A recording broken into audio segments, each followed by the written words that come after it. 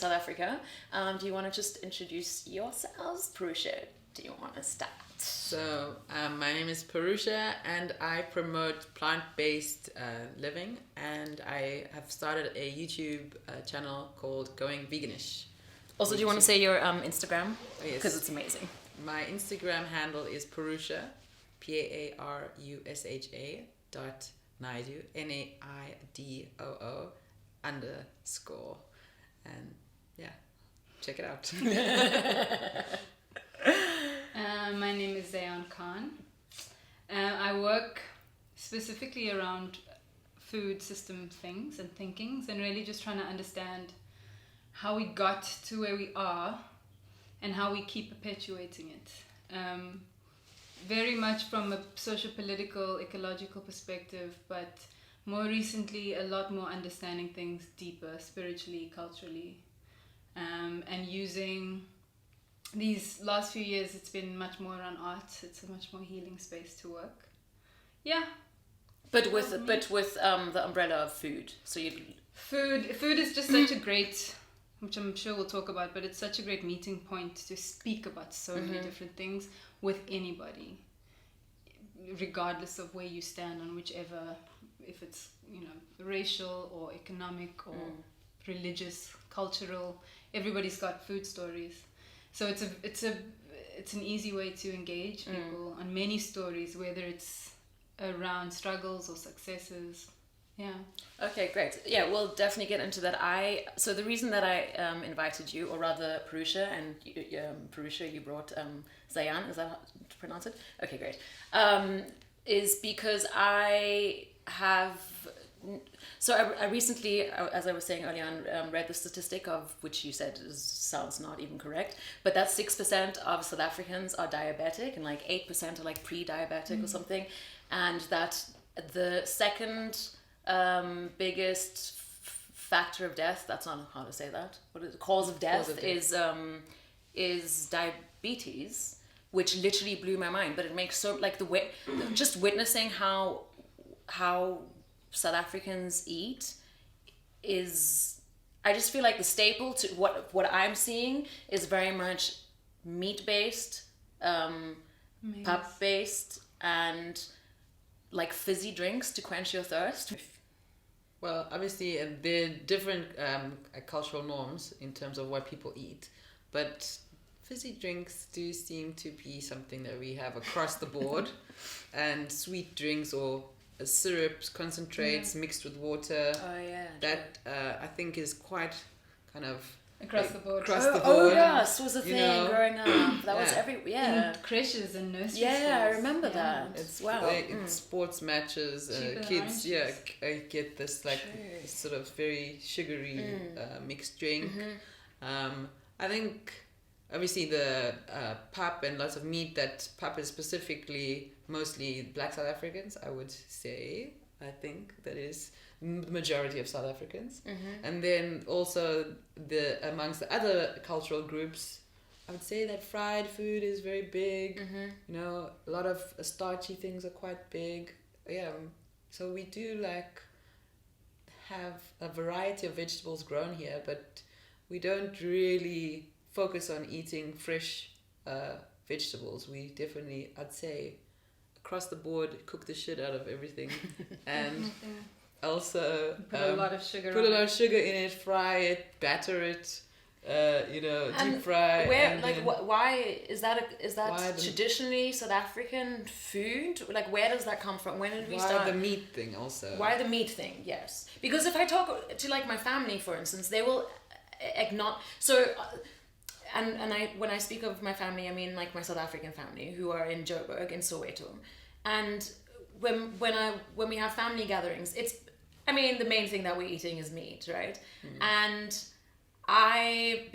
this veganish thing, not even vegetarianish thing of like trying to eat mainly plant-based, sometimes will not eat because that's all that's there, and we've had a lot of discussions around it, and a lot of the time like my uncles will say, no, but that's what we eat, especially as men then, which I guess we can also talk about later on, this thing of like, no, we have to eat meat.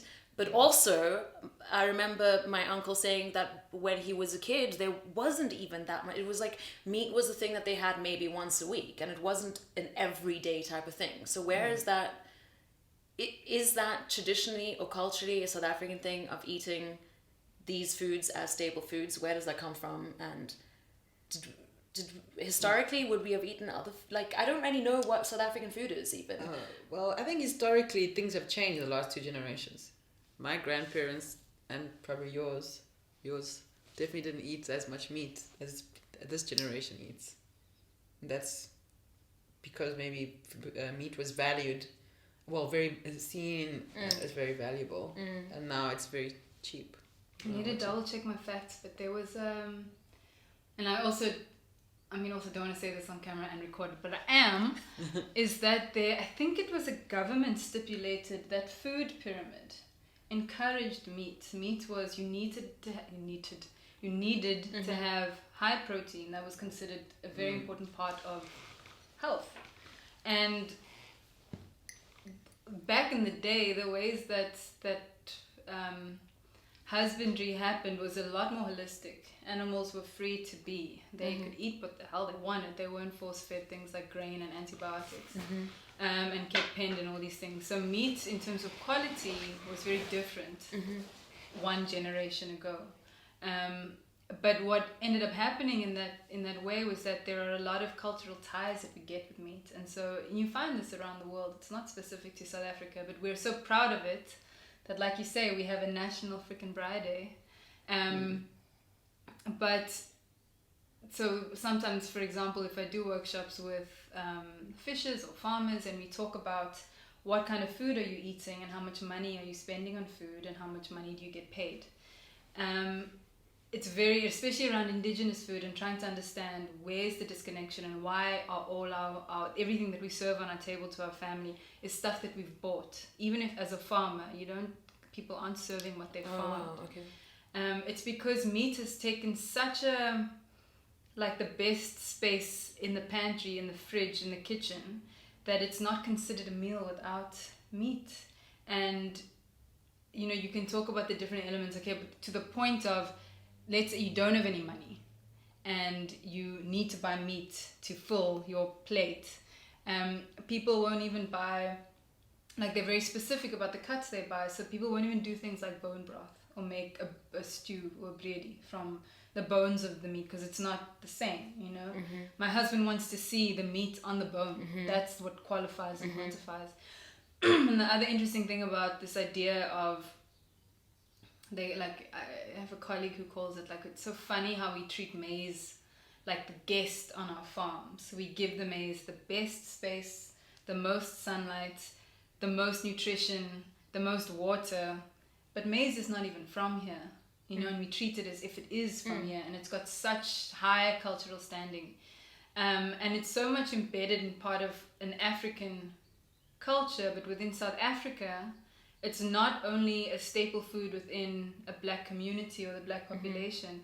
It's a staple for everyone because it's in freaking everything. Can you tell us when that was introduced as a staple?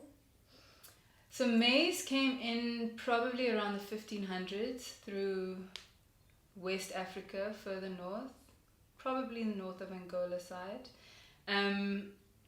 But it's been grown and grown and grown and grown, and without any of the important factors, no one ferments it. There's no nixtamalization. So people are just eating maize as it is, which is not good for our bodies to be digesting in that way. And also with very strange agricultural methods to grow maize, which is very different from Central America, where it comes from. But it became more and more a staple because about, stand corrected, maybe 200 to 150 years ago, we had the Nurserymen's Association, who started doing a lot of hybridizing with maize. It's a very rewarding crop to work with in terms of horticulture.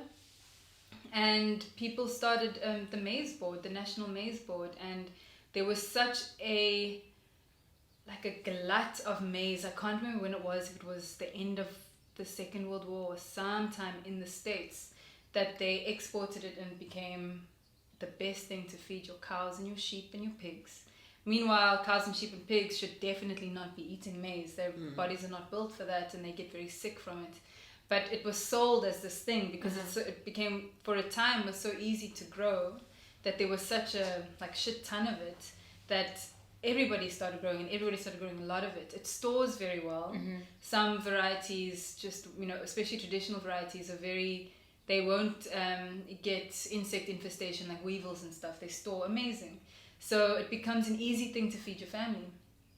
And somehow it just became, but you know what, also you can make corn syrup and you can make cornstarch, and it can, now if you buy like industrialized processed bread, it's not wheat anymore. It's like maize, soya, and then wheat. So maize is in everything. So kids are taking it to school for lunch, and it's mostly genetically modified also. Yeah, all it's the very stuff is political. Yeah, you can't find anything now like chips, crisps, it's all got without maize in it. genetically modified corn. And you're saying it's not good for human consumption? Not the way that it's grown and consumed. I mean, especially this industrialized version, because that's also very processed. It's like the whiter the better kind of thing. So they bleach it as well, I guess. Yeah, and they add whiteness, and it's very processed. But traditionally, so where it comes from before time kind of thing, maize is like one of the mothers of humanity. That's how it's regarded. And you go through a process of nixtamalization, which is cooking it in kalk, which is also, what is it? Not quicklime, it's like lime, like a chalky substance, which alters the pH. So you ferment it for like a night or a day, and then you cook it for hours and hours. And after you've cooked it, it's broken down, that outer shell of the seed, and then you mill it. And so you can easily make masa, which is Is it what they use for tortillas arepas and stuff? arepas, and to make, so it almost like glutenates the maize to make it sticky, to make a dough. And this is how you eat it, and that's freaking healthy, man. Even if you don't mill it and you eat it as a vegetable. But to eat it straight like that, your body has no idea what to do with it, and it ferments in the stomach. So Adding what to are the diabetes implications and of that? obesity and hypertension and all of these things that our body struggles So with. that means that the health problems that we have in South Africa are related to our food Diet, consumption. Yeah. Apart from both, stress stress, poverty, pollution. I mean, But diet is a huge part of it. And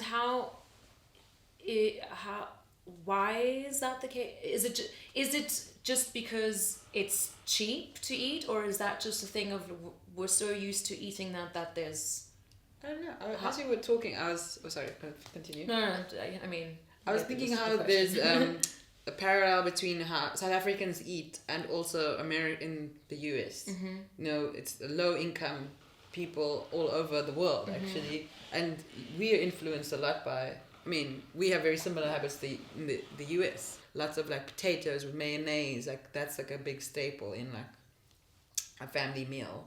Potatoes with mayonnaise, maybe you have like... Actually, it's like, there's a lot of like... But are you saying that is low income? I think it carries on because in South Africa we don't have amongst sort of white people, very small percentage of the population have generational wealth. Majority of the country, whether they now have a lot of money or not, it's like it's new money. Right. So the habits of the low income has traveled to somewhere that, like, for example, lives in now maybe Clifton or Houghton or some rich area, but they've taken their certain habits with them. Like you can tell when someone has aromat in their house that this is not generational, wealth. You don't find rich people with aromat and Rick coffee in their homes. Yeah. You don't find, certain signs of like generational wealth and also like maybe how you eat. But even people that are really wealthy, white South Africans who've had money for a long time, like white Afrikaners,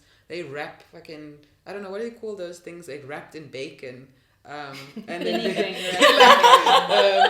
what are they called? Yeah, like, and they like when they braai, they braai with like Meat I'm trying to think about what the name of that thing is, but it's like basically it's like there's a lot of fat and meat and whatever. It's so that's also like people with more money and Okay. potjie kos and Across the board. I mean, so like South Africans that are Jewish, white sort of like, because it's not also like all homogenous. Like there's Jewish, there's Afrikaans, there's British, there's like people that come from diverse background. But there's a lot of pies and tarts and cakes and rich food as well. So I don't know whether it's specific South Africa. Like when you said that, I actually thought, I don't know if we are that different to. But if I look at other places, for instance, I mean, if you look at the standard. If you look at like what is Ethiopian food or what is Senegalese food, or there's just a lot more variety, and in terms of vegetables, for instance, and more fish based maybe, or but not this thing of just one thing. And I mean, I went to go visit my cousin. This was like a year or two ago. So at the time I was like strictly vegetarian, like I wasn't eating any meat, and he knew, and so it was really sweet. He had like a packet of like chopped vegetables in the fridge for me, and then so when we were cooking, he was like, here, you can make whatever you make with that. So we made vegetables, and his wife made meat and which, because it was late, so she didn't make any pub, it was meat and white bread with mayonnaise. And then I asked him if he wants some of my vegetables, and I'm laughing, but I was shocked because we're the same age and whatever. It's like, what is happening? And he did not want any of my vegetables. He says they do vegetarian week once a month for a week, but vegetarian week was adding vegetables to the meat and the pap. Yeah. But I think you have a connection with, say, culturally, a part of the population that I don't know as well as you do. Like your cousins live in Soweto and eat culturally a certain way. Where I've grown up more in the culturally eating in more Indian style, although dipping into different way. Think and very diverse. Yeah, so there's like it depends where in the population you are as well. So for example, you might be more of an expert on that actually. Then I was literally like flabbergasted. Is that a word? Flabbergasted. I've never used that word in my life. But literally, I looked at it and I was like, what is happening right now? It was Eid the other day, and I had recently got married, so it was my first Eid away from my family, right? And my husband's family's whole community, they're all Indian. And so we went from house to house. It was insane. The amount, like this is common, every Eid table is like gedek with sugar. It's just sugar. But we were there at like 9:30, 10 o'clock. We went to go visit the first auntie. The things I've never eaten so much sugar past the age of like 16 as I did this morning. She just kept giving me sugar, and you can't say no. Next house, same house, like, is there not like a piece of toast or a fruit, even a dried fruit? But don't they have also, everything was sugar? So what was the sort of, so it was always the sweet, and it wasn't like a main meal? No, not for, it's not lunchtime. Oh, okay, at lunchtime. This is now people going to visit, so you just go and you sit at the table and she gives you cakes and she gives you this, and then this auntie made this and her daughter made that, and you must taste this, and now have a drink, and it's freaking fizzy drinks. Yeah. It's all different kinds of fizzy drinks. But that's just the cultural norm, and South Africa is also a very big sugar producer, and you were saying something earlier that reminded me that, because there's a lot of this thing about we take like a spoonful of sugar, makes the medicine go down, and it comes from a European context, and because a lot of these places that we're talking about that have these really problematic food cultures are spaces of coloniality. So we inherit the thinking that, oh, but you know what, sugar is good for you. If you're sick, you must just have ginger confit, which is basically ginger and sugar. Or put flat Coca-Cola. Make flat Coke's great for its upset tummy. All of these. But everybody does that. Totally. But to be fair, I also would be adding sugar if I was drinking coffee, because I don't know how else to drink. It's because it's not. No, but of course. But yeah. So it makes sense. But the diabetes thing is huge, though. Like, and amongst everyone in South Africa, in the Indian population as well, particularly all over the world, I think, and especially here. I mean, we have like huge history with working on sugar plantations and also having lots and lots of sweet desserts like. So is there no education on food? I'm trying to think back to the school days. But remember, did you learn anything in school? I don't know. I don't think we had had life skills. That's where where we would have learned it, right? It's not. It's because the governments in general, apart from like Uruguay, are highly influenced by corporations. So they will adhere to laws and will ratify certain protocols according to global trade standards. That's just how the world works. It's a neoliberal global economy. And so when we look at the governance of food, we don't have like a department of food and health. Nowhere does that sit in government, in many governments of the world. So you look at food as an intersecting point throughout departments of government, and you'll find it in the Department of Education, who's looking at ECD centers and how they can, what are they feeding the kids and what kind of issues they're dealing with, clinics and medication for TB, HIV, having to take ARVs and needing to eat food when you're doing that.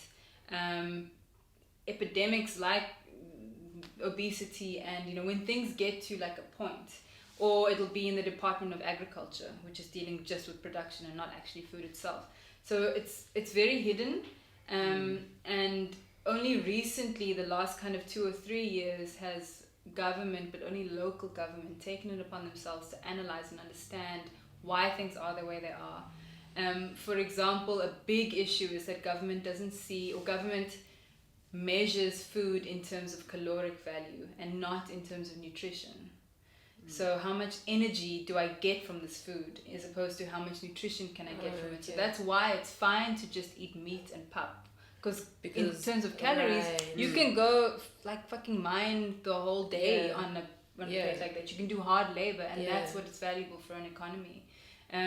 It's such so terrifying. But it's such an inherited way of knowing as well, There's so one of the aunties on Eid, she was sharing about how she doesn't eat fruits and vegetables. She doesn't eat it. She's a very sickly woman, and it doesn't equate that her illness and her like suffering with her health has to do with the fact that she only eats like very white or and beige. What does she say? Why meat. she doesn't eat fruit and vegetables? She doesn't believe in it. Yeah, but that's a common thing. I hadn't realized that, but a lot of people actually live that way, like your cousin. Like we have vegetarian week, which means we add vegetables to. Yeah. But that was I actually never spoke to him about that again because I guess I felt awkward as well. Have you ever seen him eat vegetables or fruits? Well, he didn't that day. But the next time we met, we went to Spur. I don't think there was any fruit and vegetables. No, you have to order extra. If it's chips, then you have to get the butternut and the spinach. But oh dear. Wow, that is really. It's true. You asked. Oh, sorry. You asked about whether we learn anything at school. Like I only remember learning about the food pyramid. Yeah, that was it. Yeah, I remember learning about the food pyramid. You should eat this because of that. So starchy things are at the bottom. Meat and like all animal protein is next. Then dairy. But then we also learn about like vitamins and stuff. And right? and then that's why I think a lot of people also rely on taking vitamin pills as opposed to like just I have a problem with pills. Like I take so many supplements. So, and but like to take so many supplements, there's only specific ones that really work that absorb into your... Yeah, and they're quite expensive. Yeah, I mean, I spent a lot of money on supplements. And then, like, there are different ways of eating that can make you feel energized. And so this is the interesting thing about the pup, because to me, that puts me straight to sleep. So I don't understand people who do... I don't know if it's just a matter of being used to that, because even meat at this point, like, just because not eating meat... it's your body already struggles to digest, so then maybe that's what puts you to sleep when you're just not used to it. But I don't understand how you can eat pup and then go and build a wall. Like I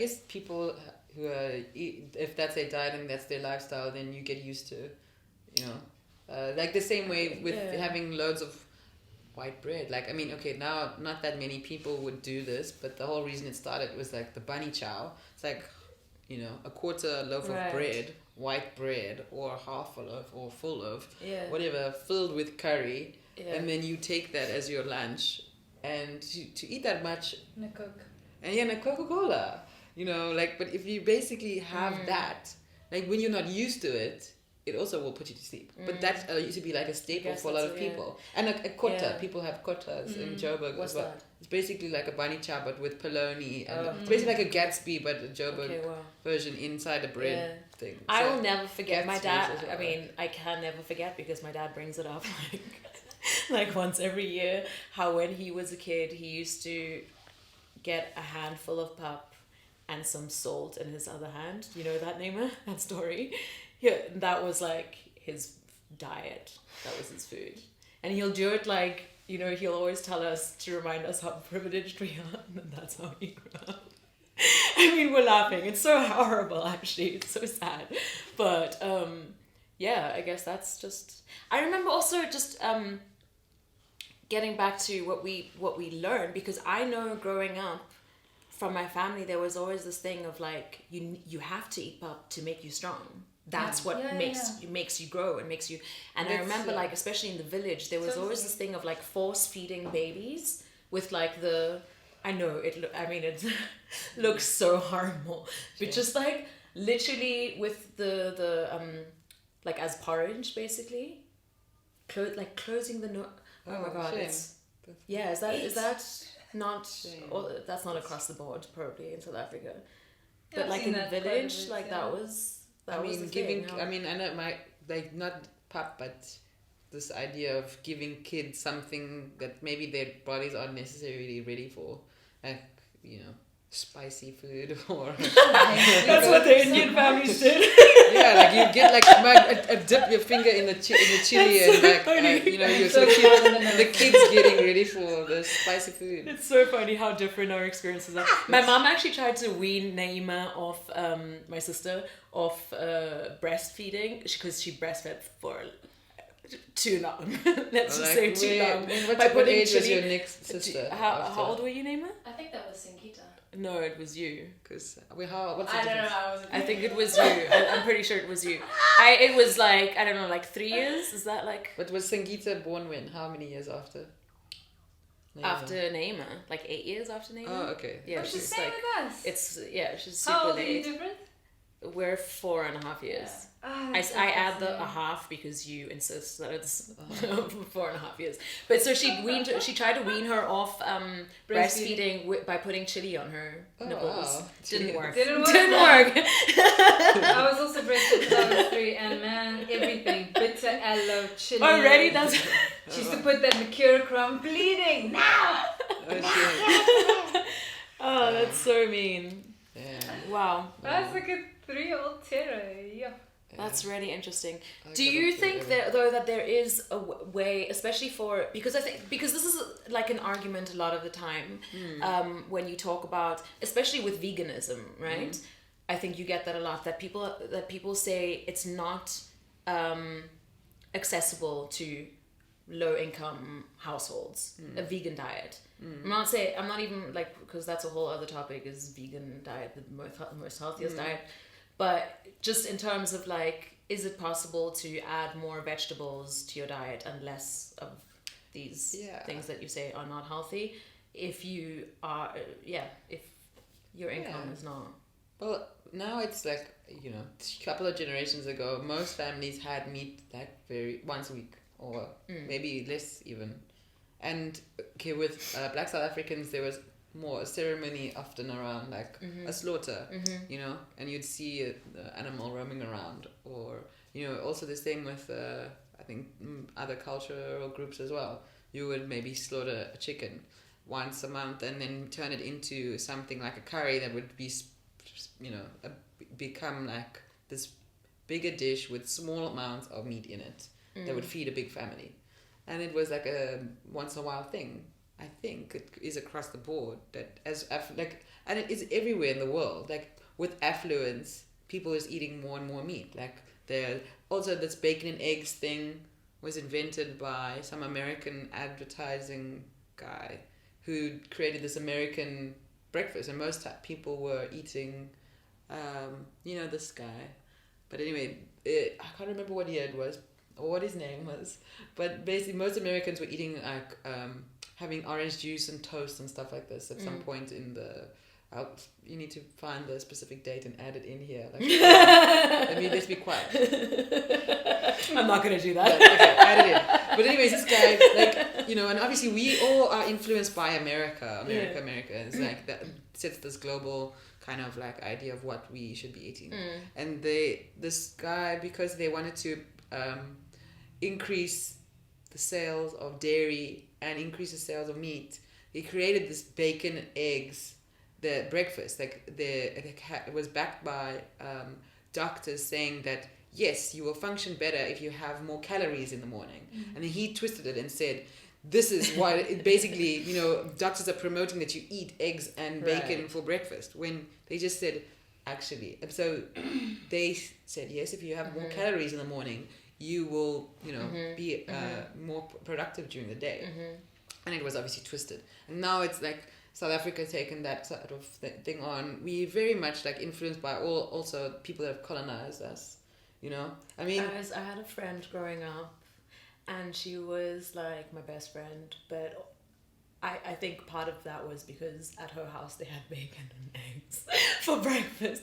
I used to love sleeping over at her place because we did not have bacon in our house. My dad was strictly against pork as well, so we never had that. That was the best. That smell of bacon, still to this day, even though I would not eat it, but to this day, the smell of frying bacon makes me go, it's delicious. It's like my childhood. She's my best friend. And where was she from? She was South African. Yeah. And I mean, people eat meat here 3 times a day, I would say. Some form of... Yeah, it's a staple. And I mean, but it's not cheaper, right? Is that what? I mean, it is cheaper to get a pie or a chicken from KFC than to buy all the ingredients and fresh vegetables, and I mean, it not necessarily. Is it? I don't know how cheap. To me, I feel like my diet is way cheaper when I'm not eating meat. I don't know. I think it's also about your taste as well. If you're going to make, I don't know, say you've got a limited range of what you're going to make with vegetables. In South Africa, maybe culturally or across the board, we don't have such a huge range of things people would make, and it's always a side. I would say that there are very few South Africans that eat in a way that don't just use vegetables as a side, and so the creativity to think of how you would turn, I don't know, something that's cheap like rice, plus a bunch of vegetables that you could get maybe for 50 Rand. Or if you could buy the ingredients that come up to 50 Rand, and also the ingredients, or what you could get as takeaways for 50 Rand, you would make a huge amount of something very delicious. But it's about also knowing how to turn those maybe grains. But if you're adding maggi or aromat to your food, anyways, then you can just do that. If that's what you're addicted to. But it's still the perception, because a lot of it is about perception, and it's still not enough, because even if you go to the supermarkets, deep township supermarkets, if you're going into Rocklands or you in Sightsee or whatever, you go to the shop, the range of fresh produce, you're gonna find maybe onions, tomatoes, potatoes, maybe oranges. You're not going to ever find, and maybe cabbage. You're not going to get you won't get kiwi fruit or sometimes not even carrots. And you can ask for that kind of stuff, and people say, no, we're not those fancy things, So there's this perception of what vegetables are. Is that what it is? When I'm into those fancy things, or is it because I hear I'm not a rabbit? Especially from men, it's this thing. This do you know who? Yeah, it's more that thing of what do you What am I, a zoo animal? I'm not going to eat that. Where's I need it because I need to be strong or whatever. There's very much a perception, especially from men, that it somehow makes them manly to eat meat. Totally. Yeah. And I'm sure there were studies to prove that, and I'm sure there were adverts and things to encourage people to back that. Yeah. And because the industry like blew up, and if you, especially this freaking food pyramid. Can you please, as like the experts that you are, can you please tell us, do you need meat to be a strong man? I mean, hey, it's the... Well, I mean, there's a bunch of vegan bodybuilders who are out there as activists bodybuilding, like through their, bodybuilding and being on vegan diet, that look very strong and healthy and all this, and promoting it. So it is possible. They, and it promote, like, sure, they continue to be healthy on a vegan diet. So, they look very strong. So it is possible. I think that in South Africa, and actually all around the world, like, masculinity is tied to meat. Everywhere you go. Like, there are people in the States, smoking meat. As like it's a masculine thing, like men. Fire. And like braaiing here. It's like men will not go into the kitchen, but they'll be, in charge of a braai.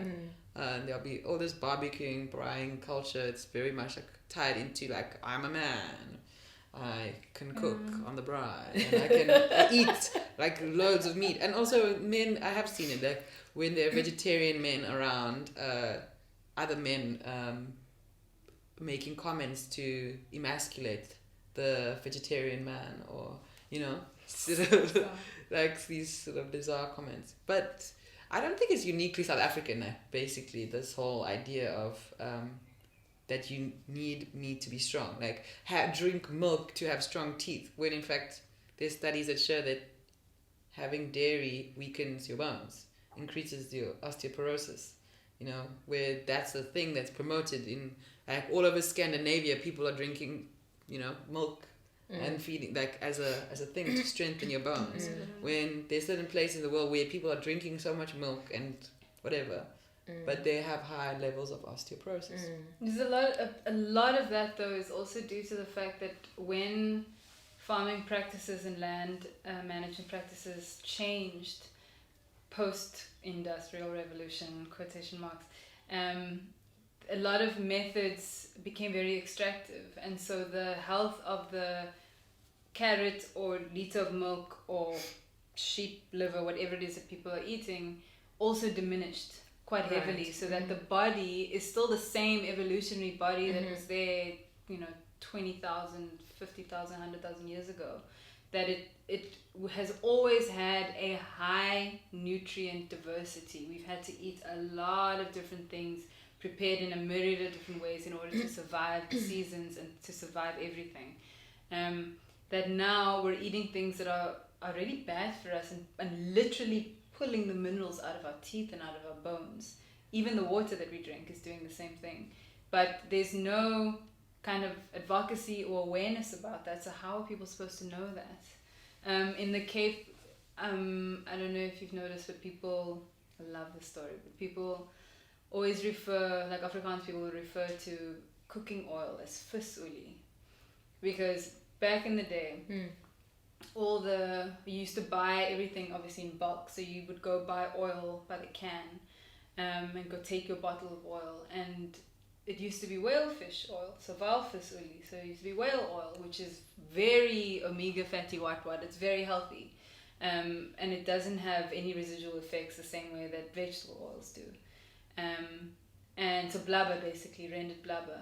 And there's whaling stations all around the country. That sounds disgusting, by the way. I've never had it, but I'm sure that it was quite delicious.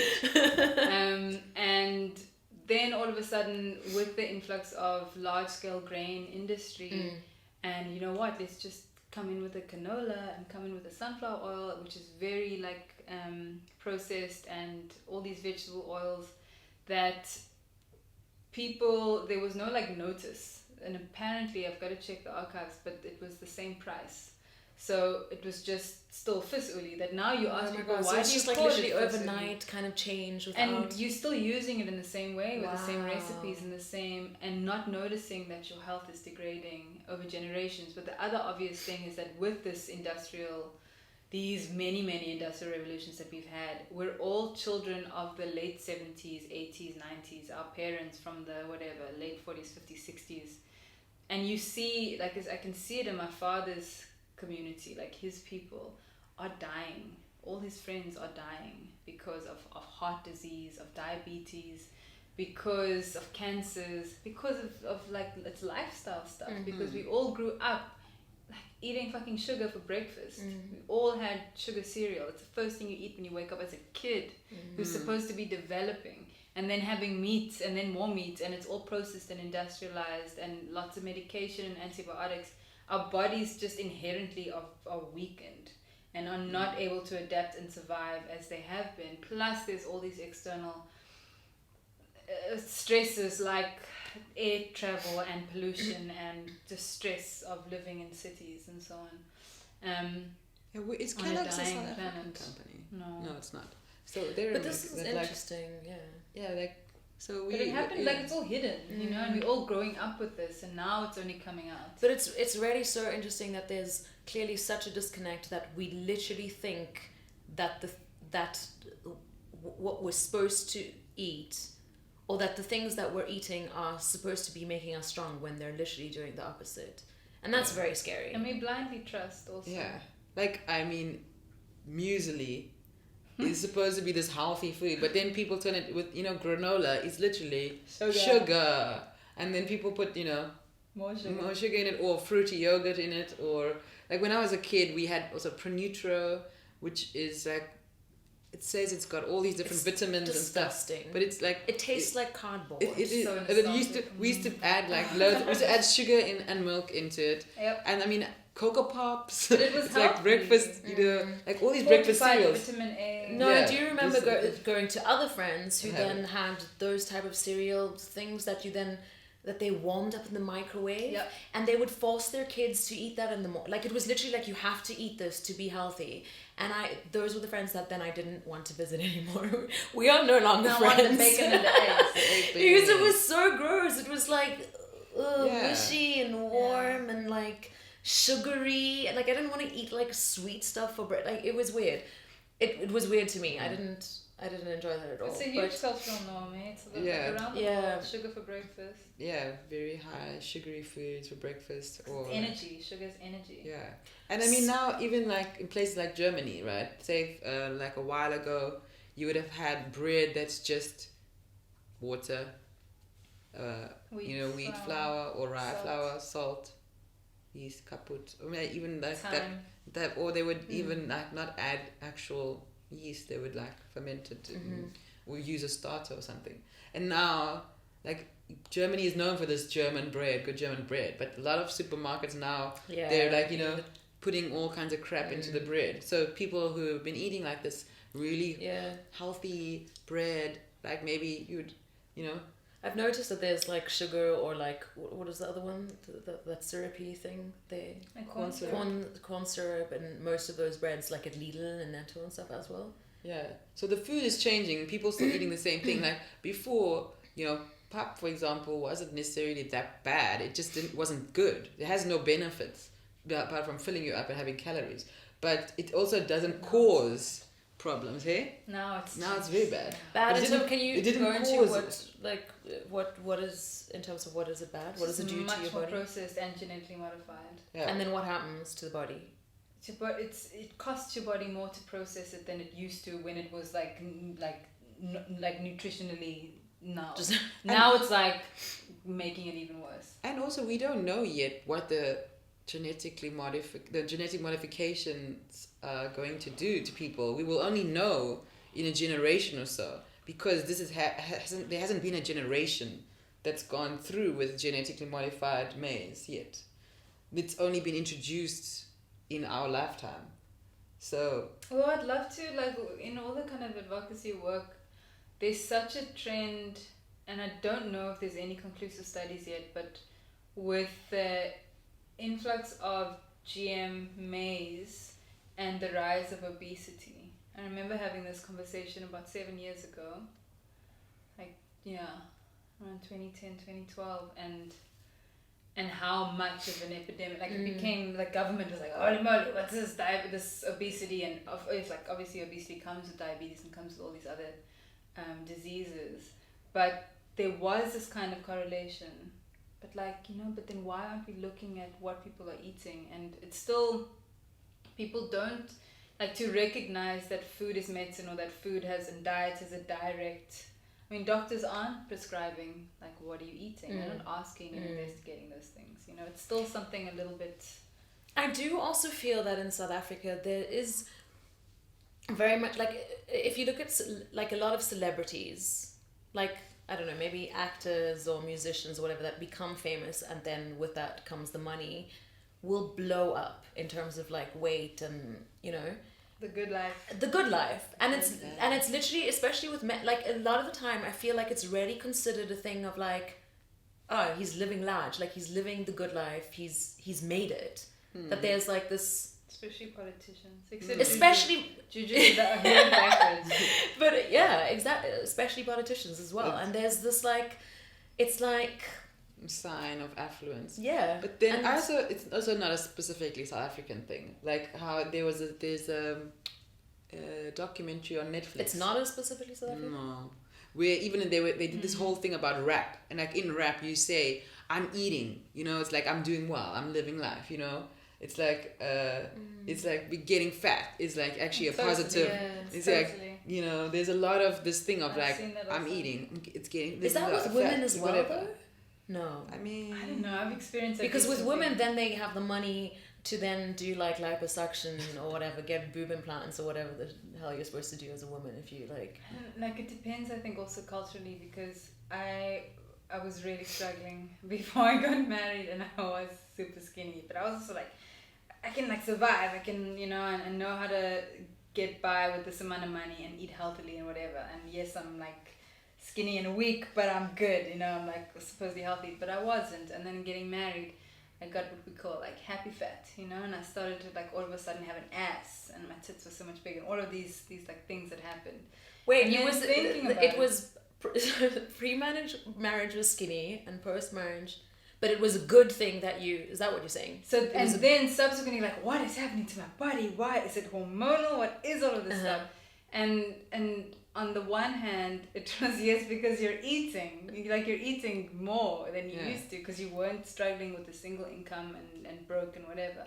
Now there's this like, you know, and that's and only if you marry somebody with money. Because if you marry somebody with no money, then this in my case. Right. And then afterwards, like realizing, like, but I'm actually much stronger, and I actually have much more energy, and there's like blood flowing to places that it didn't used to flow before.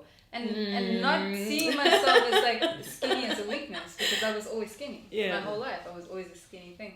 And so now there's this whole other like, oh, that's what it is to have an ass. Like, it doesn't hurt to sit on the floor. And these are like these like wonderful things that come in. But get married, guys. Then you can sit on the floor without it hurting. But then there's also genetically like blessed already.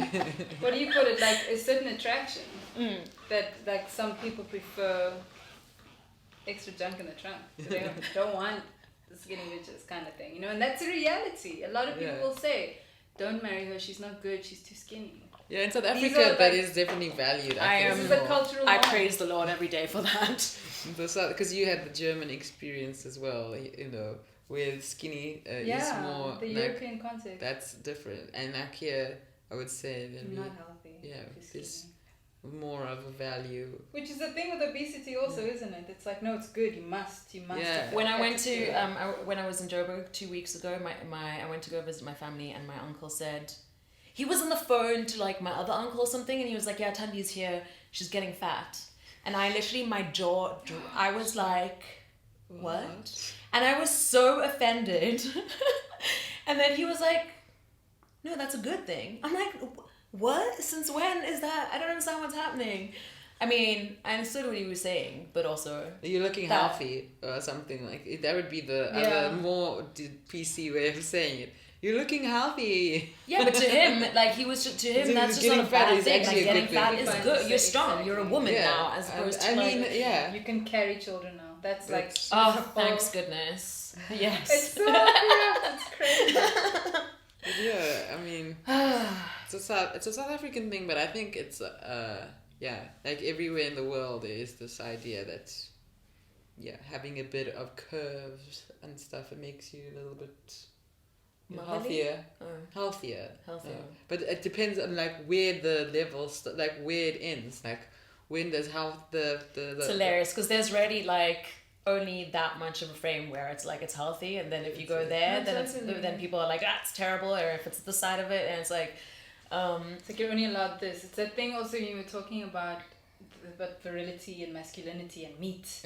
But there's so much that why we need a diverse diet, because there's so much of the body that needs like the micro functioning of the endocrine system and the lymph and hormones just functioning of normal, like these things. It's not just about carbohydrates and fats and all of that stuff. That you don't see that stuff until later on in life. It doesn't quickly say like tomorrow, oh no, you're gonna get freaking diabetes because you're eating like that. But it's not even that much later. Like I'm shocked as to how many like mid 30-year-olds I've met that are diabetic, and I know that there's like different forms of diabetes as well, and I get that, and there's some that's genetic and like that you don't have much of an influence on.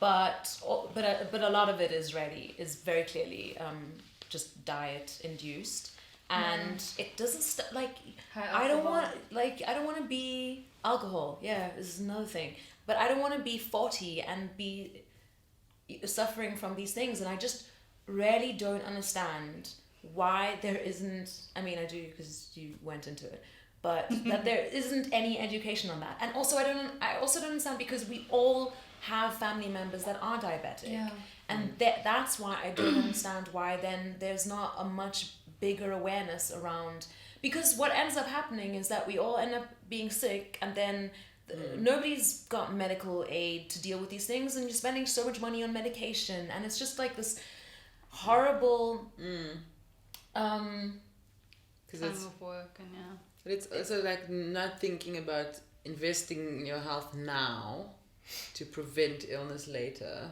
It's like because you get these crazy bills when you do get ill, and once you have to pay for hospital bills and stuff later on, you will eventually have to spend a shitload of money. Whereas like now you could start, and maybe you would spend more money on vegetables, and you would spend more on like maybe having a bit more healthier diet. But maybe people are also not thinking so long term.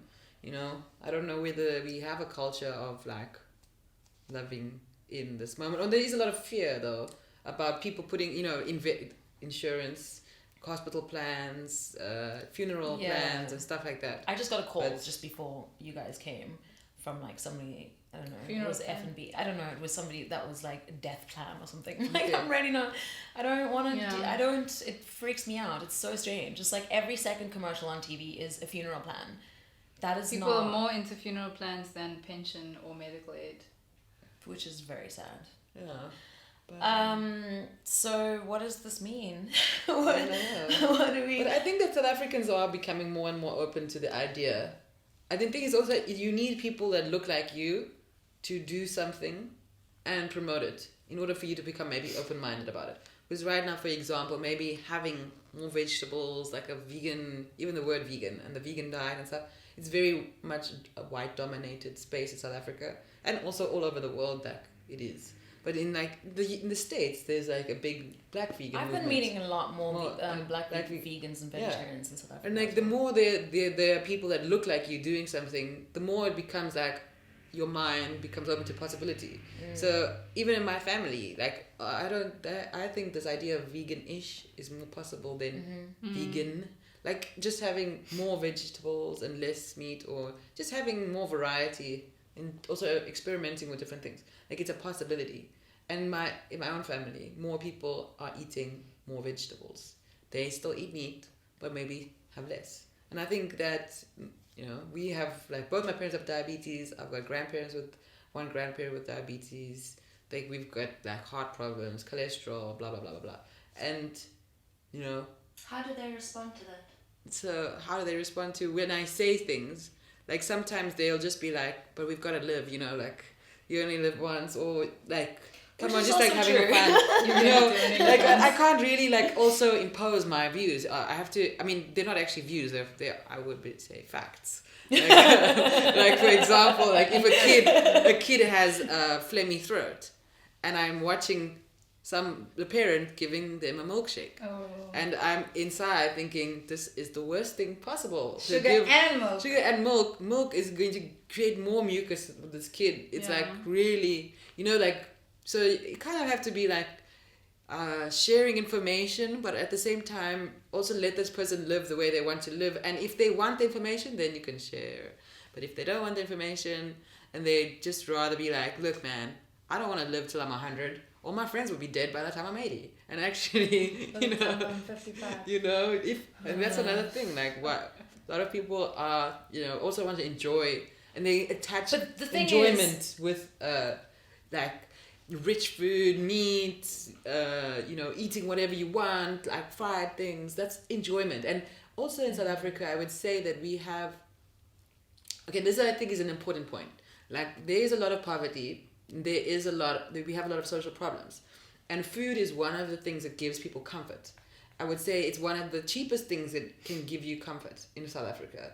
Like, you may not be able to afford any holidays, nights out, going and getting any form of entertainment, but your food, that's where you can get your comfort, your entertainment, your sense of abundance. Because if you have a sense of abundance that comes to you through food, it's like a simple way of creating the sense of abundance. Like, if you can't afford to do anything else, but you can have a table full of food, and maybe it's not healthy, but like psychologically it may be healthy for you to have this sense of abundance, even if the food is physically unhealthy. I think that there's like, But then you can only do that for a certain amount of time, and at some point Totally, you will have those physical effects on your body. Yeah, but that's why we're so jolly and optimistic as a nation, I would say, is that, like, say, psychologically, I would say people are numb to a lot of things, like you were saying. Like, a lot of things are normalized here that are really weird and fucked up. But I would say we're really friendly people here, and on the whole, mostly I would say very optimistic people, considering like you come across people that are like living in poverty. The fact that when you say no, you have nothing, and you're driving a nice ass car, the person doesn't smash your window and be like, fuck you, it's because this person, like, somehow the psyche of South Africa it's weirdly fucked up. Like, people should be angry and doing things to get money. Like, if someone living in poverty is not like smashing everything up. So that, Like, okay, there's a and you're different saying point. that's because people are jolly? Because No, I would say not. No, I wouldn't say people are jolly, but that was the wrong phrase. Maybe delete that. But I would say like people are optimistic here as a nation. If you compare to Germany, for example, where there's just a whole lot of moody, bitter assholes on the train pushing you and shouting at you and stuff. You get really nice, optimistic. General mood is like friendly. People are generally in a good vibe here. And I would say that yes, our diet is very unhealthy, but I'd say that considering the amount of psychological, like, traumatic history we've had here, people find ways of, like, I don't know, dealing with that. Maybe food is one of it. I don't know. This is just like a theory that food gives you I also comfort. think alcohol is And one alcohol, of them, yeah. and I think it's not healthy. No. And I don't think that the in the effects short of term. that are, in the short term, Like, just heart disease and diabetes alone, I did research on it. Those two are killing more people than crime in South Africa. By crime, do you mean like murders? Murders. Okay. And because this is a nation where people are like, oh my god, when you go to South Africa, just be very careful. I mean, it doesn't mean that crime is low. It just means that diabetes and heart disease we're are very killing high. ourselves at a higher rate. Even the criminals we're have killing- diabetes. Like, everyone is building high walls, but really not really. I mean, cautious about what they're putting on their plates. I think just in terms of what we've been discussing, every single person has the power to affect some kind of change, and food is a very easy place to do that. The danger comes in when people get like on their high horse about it, and you see that a lot with the white With me. and I think that's dangerous. So I think, but we do need as much like different cultural references as we can get, especially in a a melting pot as South Africa is, just for the simple reason of having inspiration and hope, because it's difficult, things are very complex, and that positivity goes a long way. It might sound a little bit like trite and contrived even, but there's so much possibility when you have hope, and in terms of diet and food, it's a lot. It's a lot to consider. Yeah. Thanks very much. Thank you so much. That was great.